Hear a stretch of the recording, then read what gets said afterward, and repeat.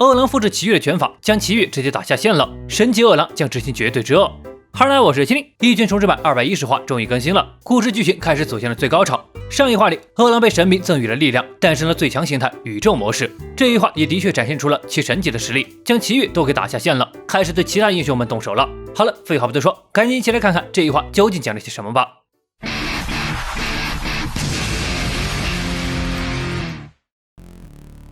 邦古的流水岩碎拳是在激流和波纹的力量流动中诞生的，在此基础上用身体表现出来，并以拳法铸成绝技。饿狼能短时间复制任何招式的能力也是由此而来。但现在的饿狼理解了宇宙万物的力量流动和其运作方式，最终诞生的拳法名为全生命体根绝拳核裂变。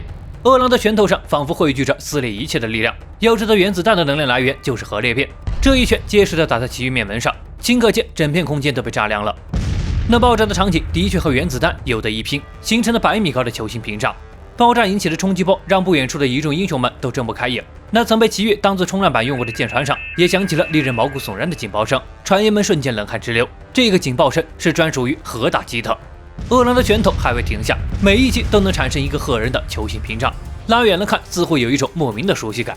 这模样看在远处的赛克斯眼里再熟悉不过了，这不就是和流浪地的光球一样吗？不过看这大小就知道，要比流浪地的神通力恐怖太多了。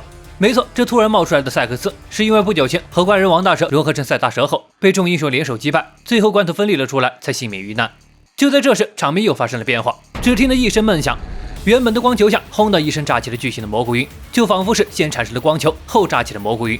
不仅如此，在这样的烟尘里，两道人影正激烈的交锋着，场面之壮大，村田老师都觉着单凭近代化不太够，都整出动态图来了。而这一切都看在众人眼里，在其他人看来，那两道人影模糊不清，不知道是谁。只有杰诺斯知道，能战斗至这种场面的，恐怕也只有祁煜老师了。战场中央，祁煜正皱着眉头嚷嚷道：“啊，竟然把我衣服都给弄破了！”饿狼的身影也缓缓出现：“你还有心思担心衣服？你的招式可全都给我看破了！”哈，又说这种很快就会被打倒的敌人会说的话。哼，我现在感觉我无所不能。在武术里有一种能模仿生物借大自然力量的奥义，被称为借镜。为了听上去更帅一点，我称其为模式。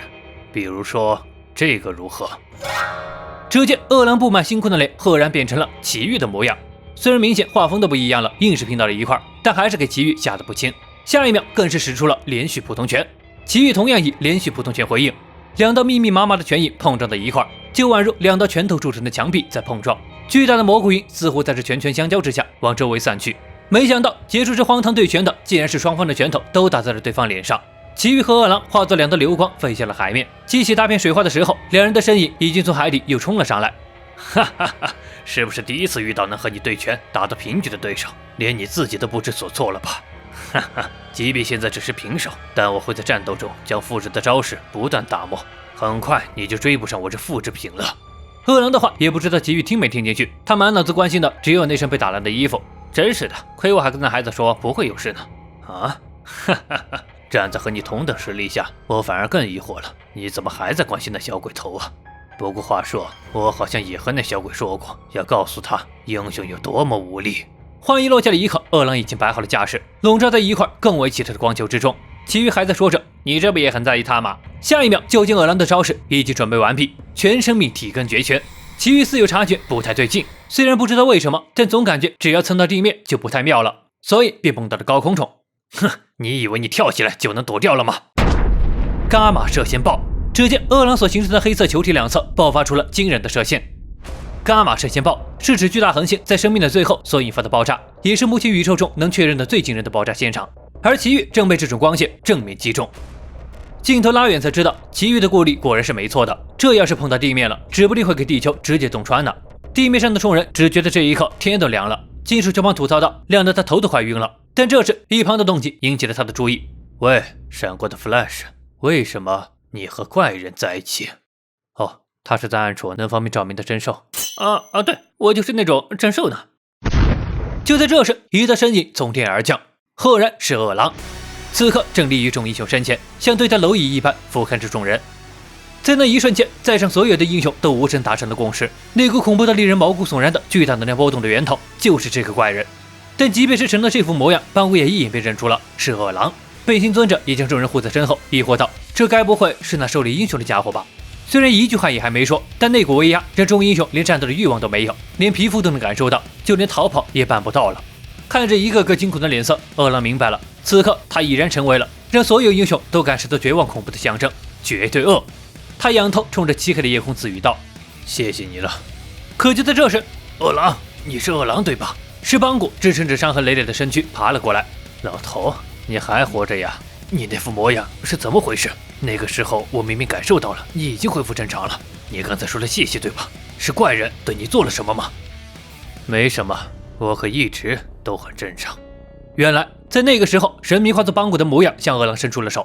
其实，在那一刻，饿狼并没有上当，因为他知道老头子是不会提出这么好的事的。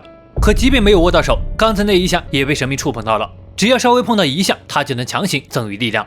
看着那怪异的脸，饿狼嘲讽道：“果然是怪人，以为变成老头的模样就能控制他吗？可笑！”但嘴上这么说着，身体却不自觉地发生了异变。神明恢复了模样，向饿狼说道：“他要让饿狼成为他的代行者。至于这股力量该如何使用，饿狼自己应该很清楚。”说完这段话，神明便消失在他眼前。虽然不是自愿的，但那股力量不受控制的强行灌输在他体内，险些令他失去意识。老头，从前我在你那儿学到的，要感受力量的流动，与其合二为一，那便是流水的静力。而如今的我已经成功与流动合二为一了，并控制住了它。